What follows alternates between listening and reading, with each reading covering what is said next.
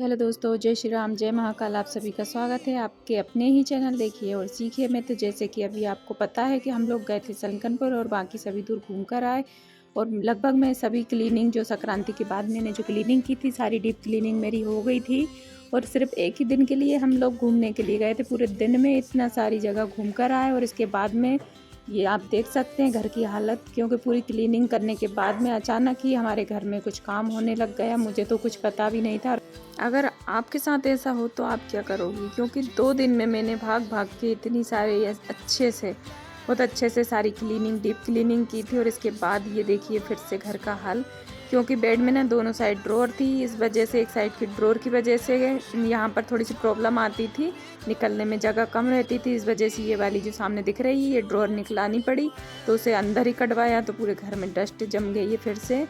और यहाँ पर सामान कुछ कील वगैरह ढूंढने के चक्कर में ये देखिए पूरा, मतलब जितना भी मेरा सामान व्यवस्थित रखा था पूरा अस्त व्यस्त हो चुका है।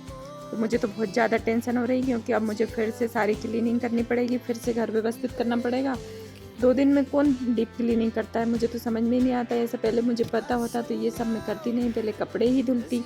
अब यहाँ पर मेरे कपड़े का काम जो पेंडिंग में पड़ा था वो भी रह गया और घर भी फिर से अस्त व्यस्त हो गया। तो यहाँ पर मैं देखिए फिर से चली हूँ कपड़े धुलने के लिए। तो सबसे पहले अब मैं धुलूँगी कपड़े, क्योंकि यही काम करती हूँ। घर तो मैं फिर आराम से ही करूँगी, क्योंकि अब इसकी डीप क्लीनिंग थोड़ी और भी अच्छे से ही होगी, जैसे दीपावली पर करते हैं ना वैसी। क्योंकि पूरा घर मुझे धुलना पड़ेगा, तब जाके मेरे मन को शांति होगी। क्योंकि मुझे ना बिल्कुल घर गंदा बिल्कुल भी पसंद नहीं है। बिल्कुल हर चीज़ मेरी व्यवस्थित हो और घर बिल्कुल साफ़ सुथरा हो, कपड़े धुले हो, प्रेस करे हो, तो ही मुझे दूसरा काम करने में मन लगता है। जब तक मेरा बिल्कुल भी मन नहीं लगता है कोई दूसरे काम में, तो मेरा हाथ का काम जो होता है मुझे पूरा परफेक्ट व्यवस्थित चाहिए। इसके बाद ही मैं कुछ काम करती हूँ। तो यहाँ पर मैं धुल रही हूँ कपड़े। तो लगभग सारे कपड़े आज धुल जाएंगे, पूरा काम ख़त्म हो जाएगा। इसके बाद मुझे कल से फिर घर धुलना है। तो अब बीच के 2 दिन ऐसे ही ख़राब हो गए, क्योंकि एक दिन तो हम लोग घूमने चले गए थे, तो पूरा दिन घूमने में ही निकल गया। और दूसरा दिन जो था थोड़ा थक भी गए थे घूम घूम कर। और साथ में वो फर्नीचर वाले भैया भी आ गए थे, तो उसके साथ भी उनको काम बताने में रह गए। तो किचन में भी कुछ कबर्ड वगैरह जो हैं उनके सारे कुछ ढीले हो रहे थे, कुछ अलमारियाँ ख़राब हो गई थी, क्योंकि काफ़ी दिन हो गए हैं कबर्ड बने हुए। तो लकड़ियों का काम तो ये होता है कि बीच बीच में थोड़ा सा उनको ठीक करवाना ही रहता है। तो सब ठीक करवाए, किचन के भी कबर्ड ठीक करवाए, बेड भी करवाया। तो काफ़ी पूरा दिन लग गया। बाकी का जो टाइम बचा था उसमें कपड़े धुल गए। तो आज का दिन तो ऐसे निकल गया। तो लगभग समझ लीजिए 3 दिन निकल गए। अब कल से मुझे घर धुलना है, तो 2 या 3 दिन मुझे घर धुलने में लग जाएंगे। तो बस ऐसे ही चलती रहती है हाउस वाइफ की लाइफ, क्योंकि उसको तो बस करना ही, उसके लिए तो नए नए काम निकलते रहते हैं, उसका कभी काम ख़त्म नहीं होता है। और साथ में लास्ट में जब मिलता है ना सुनने को, करना ही क्या है, घर का ही तो काम है, उसमें तो इतना बुरा लगता है कि मशीन की तरह करते रहो, पूरा सबका ध्यान रखो, किसको क्या खाना है, क्या पहनना है, इसके लिए क्या बनाऊँ, इसको सब्ज़ी पसंद नहीं आ रही उसके लिए क्या बनाऊँ, पूरे सबका ध्यान रखो। और ऊपर से सुनने को मिल जाता है करना ही क्या है, घर का ही तो काम है। तो बहुत बुरा लगता है।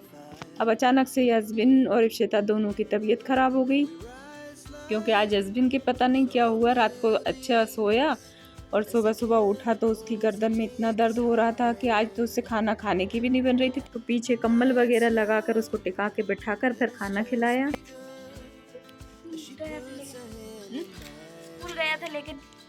तो गया था, लेकिन उसको पट्टा बांधना पड़ा। ये देखिए इतनी खतरनाक करेगी कैसे, आज उसकी गर्दन दुख रही है, इस वजह से आज वो कोचिंग नहीं जाएगा। और मैं तो सुबह उठा था तब बोल तो रहा था कि आज गर्दन में दर्द हो रहा है। तो मैंने सोचा ऐसे ही हो रहा होगा थोड़ा बहुत दर्द, मैंने कहा स्कूल चले जाओ, तो चला गया बेचारा।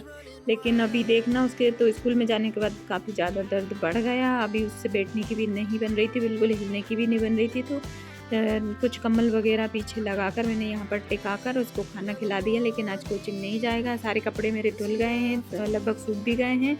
तो अभी मैं क्या करूँगी, यहीं पर नीचे धूल हो रही है बहुत ज़्यादा, तो मैंने यहीं पर इकट्ठे करके अब यहीं पर ढक के रख दूँगी। अब मैं साथ जब प्रेस हो जाएगी उसके बाद ही नीचे लेके जाऊँगी। तो यहाँ पर टावर की भी मैंने सफाई कर ली है, अब कल से करूँगी नीचे की सफाई। तो वहाँ का ब्लॉग मैं आपको बाद में शेयर करूँगी। तो आज का वीडियो ब्लॉग अच्छा लगा हो तो प्लीज़ लाइक कीजिएगा। अगर चैनल पर नए हो तो चैनल को सब्सक्राइब कीजिए। मिलते हैं नई वीडियो नई रेसिपी के साथ, तब तक के लिए बाय, राधे राधे, जय श्री महाकाल।